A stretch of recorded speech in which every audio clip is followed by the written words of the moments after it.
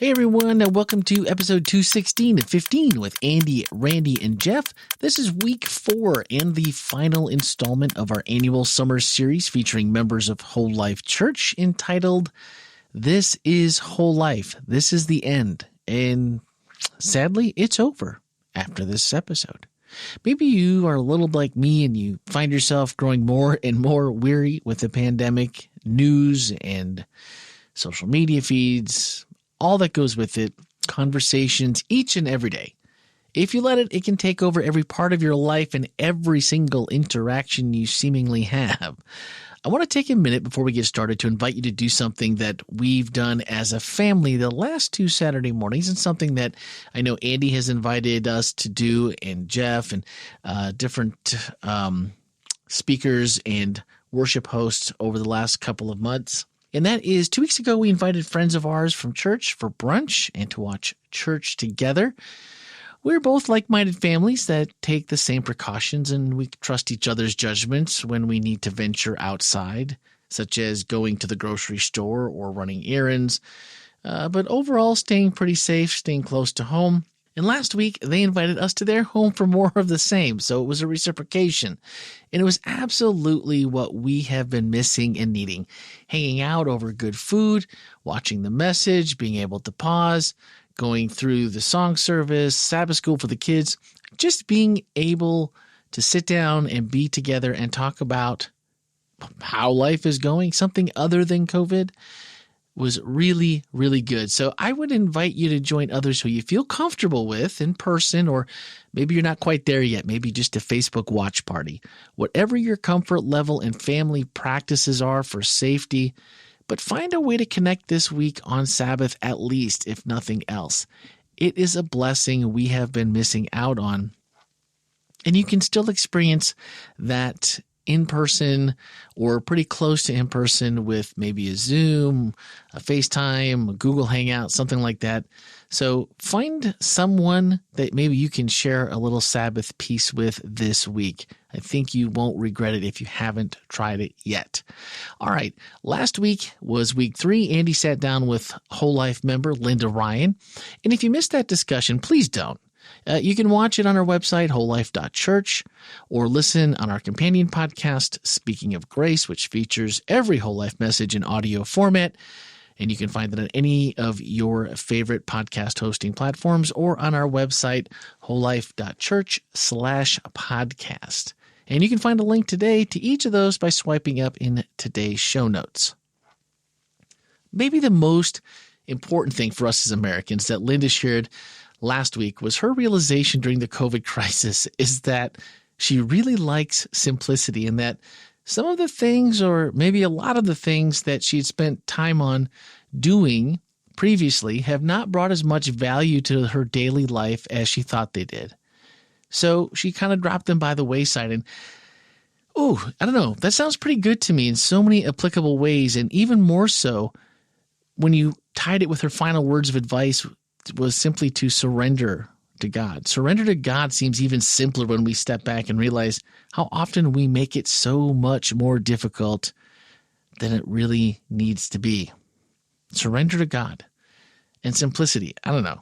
That kind of sounds like throwing out, organizing, I don't know, putting together a piece of furniture or a project or something that you just haven't done before, and maybe getting rid of something else in its place, moving it in.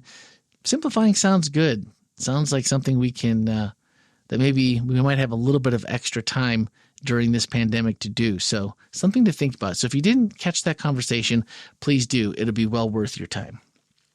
All right. This week for our final sit down and interview, Andy met with Dr. Hurdley Paulini Reed, a clinical psychologist and Whole Life Church member. And, we have talked to people all through this, all 4 weeks, about COVID, about racial tensions.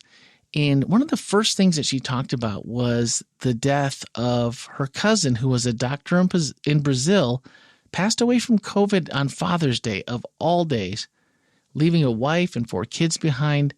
And it looked like he'd been getting better, and he'd really become contagious by volunteering. He didn't need to be working. He was a physician, but he saw how strapped the local hospitals and medical facilities were and just wanted to volunteer, help out his colleagues, and maybe help relieve a little bit of that pressure on the medical teams in his community.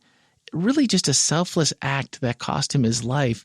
And, the first week we talked to the Melnicks and the whole family went through it. Everyone recovered. Everyone with a little different degree of being sick, but probably not life-threatening. And everyone made it through okay.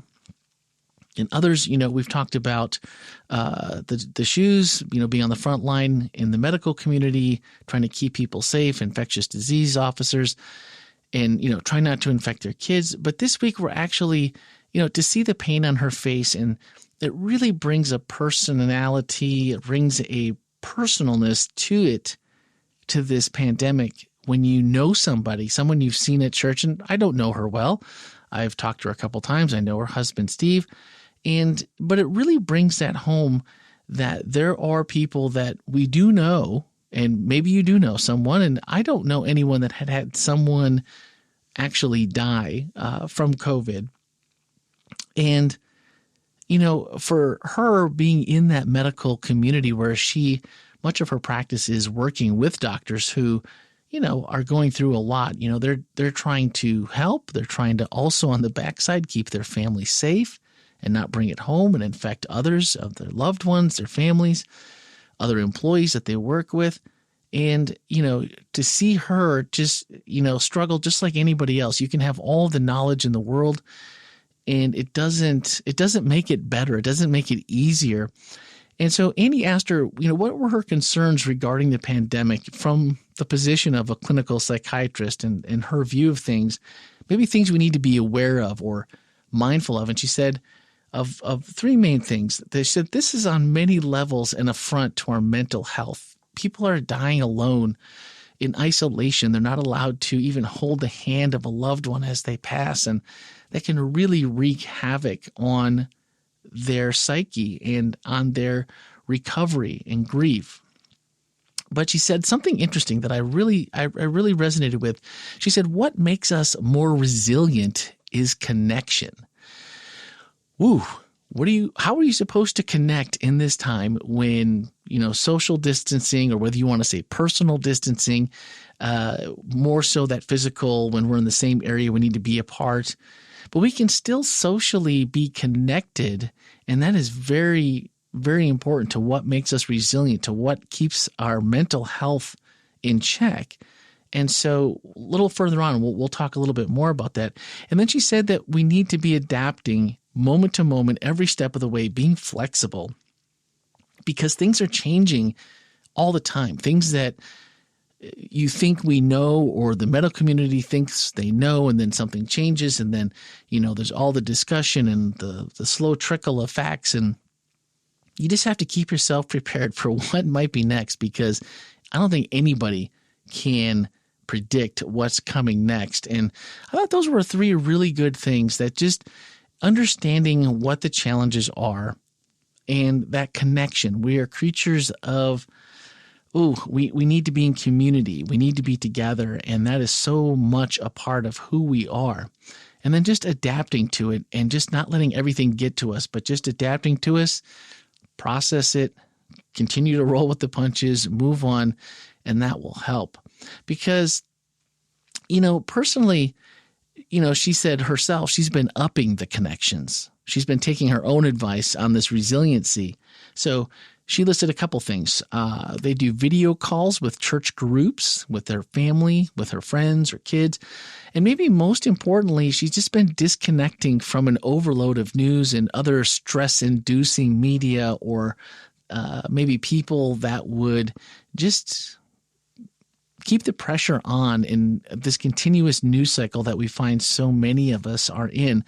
So upping the connections, and then actively helping others lower the anxiety is something that we can control. By doing so, we become the hands and the feet of Jesus to our neighbors and community. So upping the connections, I don't know what that means for everybody, whether your comfort level is, getting out a little bit, not getting out at all, or just for basic necessities and please don't touch me. Don't even give me the elbow bump, or, I'm not taking my mask off even if I'm 20 feet away from you.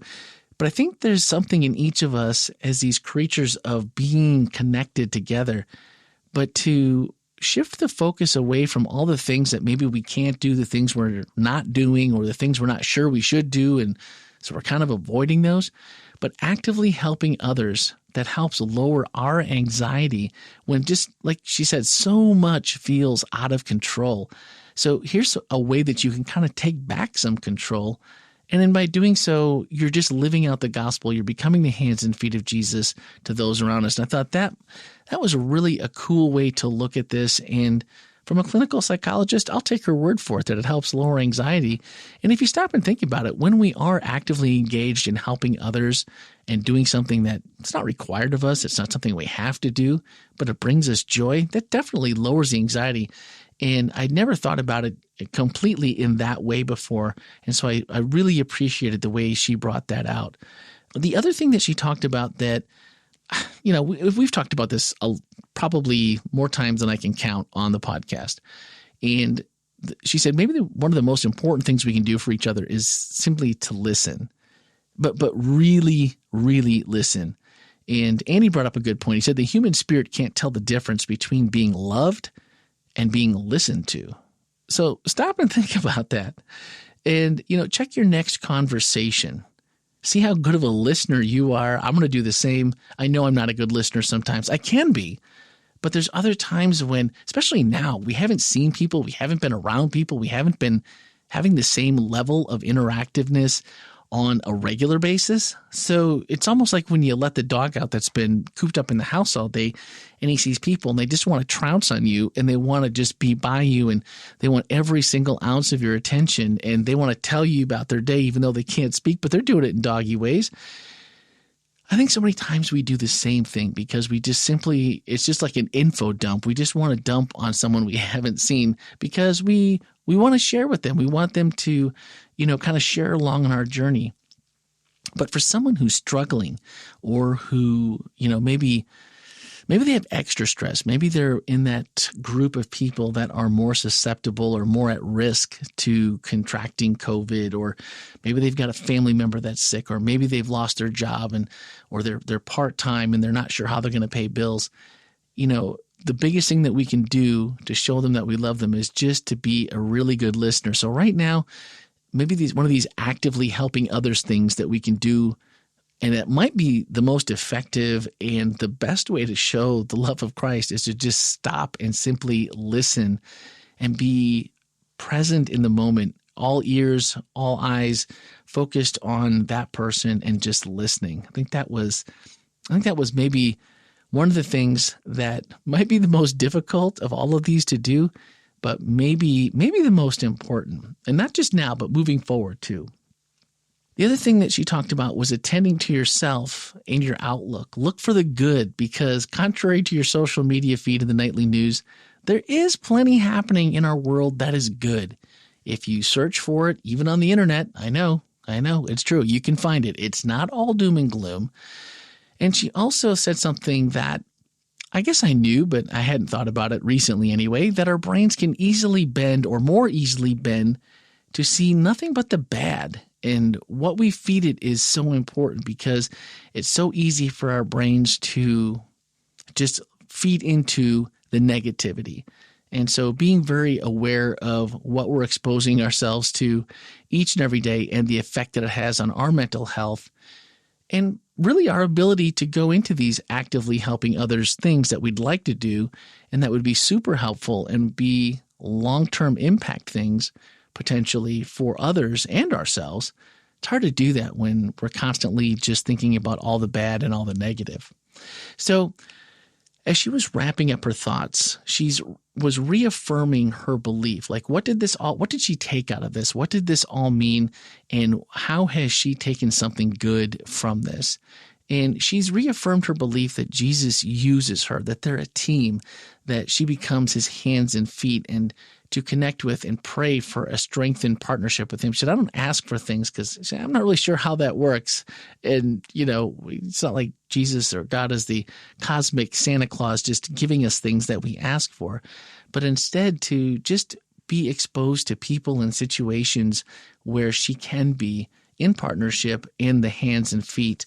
But she said to be his carrier or instrument in some kind of way to really help someone that he puts in her path. And I thought that was really, really good. And that's a prayer that I find works really well. And it's a little scary, though, because when you ask God to put people in your path for whatever reason, and that's the thing, you never know who it's going to be. It could be someone that really needs something major. It could be someone that just needs a hug or a phone call or a text message, or, maybe they need gas in their car at the gas station. It seems like every time I pray for God to put someone in my way, I can't tell you how many tanks of gasoline I've bought for people.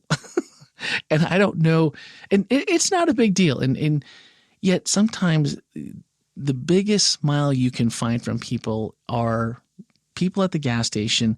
And, I don't concern myself with, what they might need or what the issue might be, or I have no idea. And frankly, I don't care. But I have noticed that if I pray and say, God, use me somehow today, put someone in my path that needs me, just make me smart enough make me smart enough to see, to find them, and then to actually go through with whatever it is you want me to do. And so many times, if you just put your credit card in the machine at the pump and just, well, how much should I put in? Just fill it up.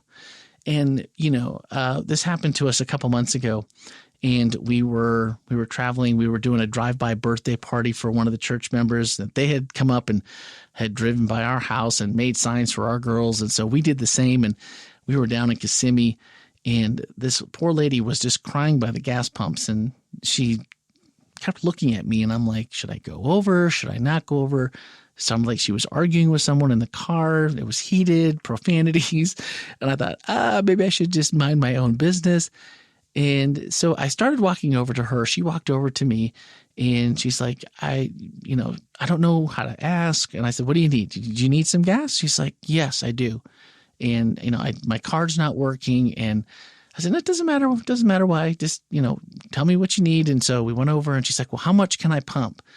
And then she was getting yelled at for the person inside the car who said she shouldn't pump all the gas. And I said, just fill it up. I mean, how much is the tank of gas, right? I mean, $30, $40, whatever. And she kept coming back to the car over and over again and just telling Heather and me and how much she was thankful. So, and I don't know why, but again, it just seems like when I'm out, this is a lot of times what happens. It's the gas pump, and I'm happy to do it. And it feels good to help someone. Anything else you can do? No, we're good. We're good. We just need to get where we're going, and gas money is great. So usually I leave those situations, and it makes me smile because I realize, not always right in the moment, but then after I've had a chance to think about it, I realize that, oh yeah, that was an answer to prayer. And so, take a risk. Ask God to put someone in your path and see what you might be able to do for them. Right now, it might be more important than we could ever imagine, even more so than a tank of gas.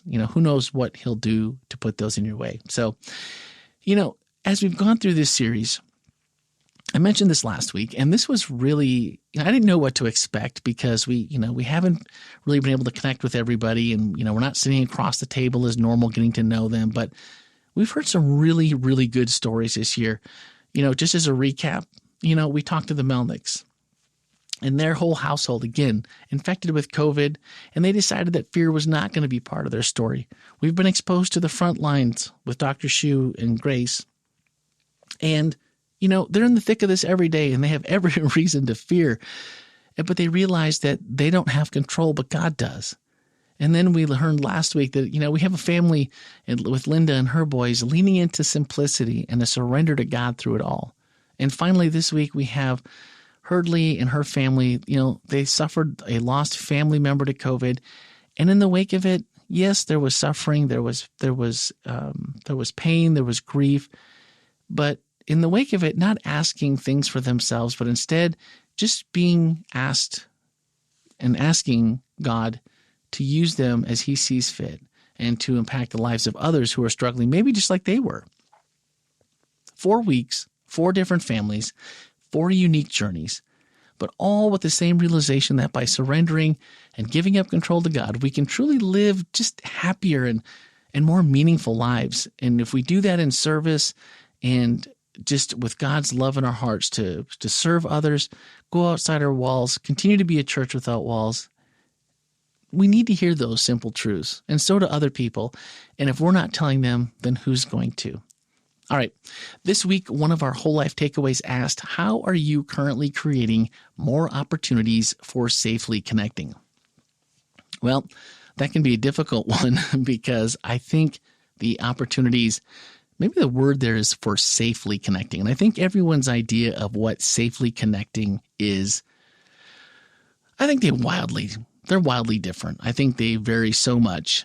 But I think we have to find a place where that we define it for ourselves, for our family, for individuals within our family, depending on situations. But I think if you missed this past week's message, I would really encourage you to take a moment to watch or listen. If no other reason than the creative ways that Hurdley outlined some of the ways that she has stayed and her family has stayed connected with church members, small groups, family, even a virtual potluck. Now, if you ask me, depending on the potluck, that could be an upgrade, honestly. Come on, we've all been there, right? Like the potluck where if you're not first, slim pickings by the end. But seriously, how about you? How have you been able to stay connected to your circles, to those important to you during the pandemic? Please share not only what you've done, but the impact it's had on you. It's easy to say to someone that, yeah, I've done A or B, but really it's the story and the impact of how it's made your life better that can help people see the reward in actually making the effort. Say, yeah, I've done A, but here's why I've done A. I've been blessed because of whatever. So send a voicemail or text to 407-965-1607 or send it an email, obviously, to podcast@wholelife.church. We can share those with each other on next week's episode. All right. That's going to wrap up our 2020 summer series. Upcoming this week at Whole Life Church, our new series, Worshiping in Mr. Rogers' Neighborhood. That will be July 25th. And the title of the sermon is, What Do You Do with the Mad That You Feel? I don't know. I think usually for me, I think I internalize until I blow. That's usually what happens for me. But how about you? I guess we'll find out more about maybe how we should do it, maybe do it more constructively, and maybe do it a little less often with the mad that we feel. I don't know. I'll be interested to see where this is going to go, but you don't want to miss it. I'm excited for this. I've heard good things about where we're going with it, and I am excited to hear what Andy will have for us. I believe it will be Andy speaking this week. So that's going to do it for this week. As always, join us next Tuesday evening for Speaking of Grace, in case you have missed the message. And of course, every Wednesday morning as usual for episode 217. Thanks for listening, guys. Have a great week.